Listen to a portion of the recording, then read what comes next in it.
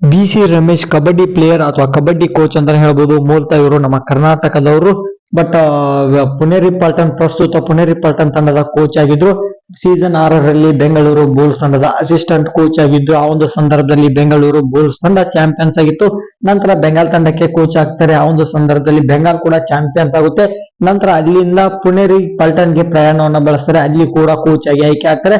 ಆಗ ಪುನೇರಿ ಪಲ್ಟನ್ ಕೂಡ ಚಾಂಪಿಯನ್ಸ್ ಆಗ್ತಾರೆ. ಇವ್ರು ಎಲ್ಲಿ ಹೋಗ್ತಾರೆ ಅಲ್ಲಿ ತಂಡ ಸ್ಟ್ರಾಂಗ್ ಆಗಿರುತ್ತೆ. ಪ್ಲೇ ಆಫ್ ಅಂತವನ್ನ ತಲುಪುತ್ತೆ. ಸುಮಾರು ಬಾರಿ ಇವ್ರು ಎಲ್ಲೆಲ್ಲಿ ಕೋಚ್ ಮಾಡಿದಾರೋ ಎಲ್ಲಾ ತಂಡಗಳು ಕೂಡ ಗೆಲುವನ್ನ ಸಾಧಿಸಿದೆ. ಬಟ್ ಇವಾಗ Puneri Paltan coach head coach ಆಗಿದ್ರು. ಬಟ್ ಇವಾಗ ಆ ಒಂದು ಕೋಚ್ ಗೆ ರಿಸೈನ್ ಮಾಡಿದ್ದಾರೆ, ರಿಟೈರ್ಮೆಂಟ್ ಅನ್ನ ತೆಗೆದುಕೊಂಡಿದ್ದಾರೆ. ಬಟ್ ಪುನೇರಿ ಪಲ್ಟನ್ ತಂಡದಲ್ಲೇ ಇರ್ತಾರೆ. ಬಟ್ ಅಡ್ವೈಸರ್ ಆಗಿ ಇರ್ತಾರಂತೆ. ಅವರು ಹೆಡ್ ಕೋಚ್ ಆಗಿ ಸೇವೆಯನ್ನ ಸಲ್ಲಿಸಲ್ಲ ಅಂತ ಅವರೇ ಖುದ್ದಾಗಿ ಹೇಳ್ಕೊಂಡಿದ್ದಾರೆ.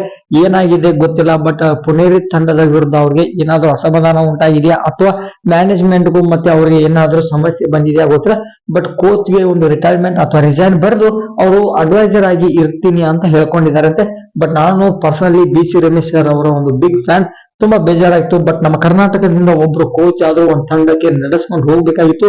ಅವರು ಇನ್ನೂ ಕೆಲವು ವರ್ಷಗಳ ಕಾಲ ಕೋಚ್ ಆಗಿ ಇರ್ಬೇಕಿತ್ತು ಅನ್ನೋದು ನನ್ನ ಒಂದು ಪರ್ಸನಲ್ ಅನಿಸಿಕೆ. ಒಟ್ಟಿನಲ್ಲಿ ಕೋಚ್ ಹುದ್ದೆಗೆ ಅವರು ರಿಟೈರ್ಮೆಂಟ್ ಅಥವಾ ರಿಸೈನ್ ಅನ್ನ ಬರೆದು ಅಡ್ವೈಸರ್ ಆಗಿ ಇರ್ತಾರಂತೆ.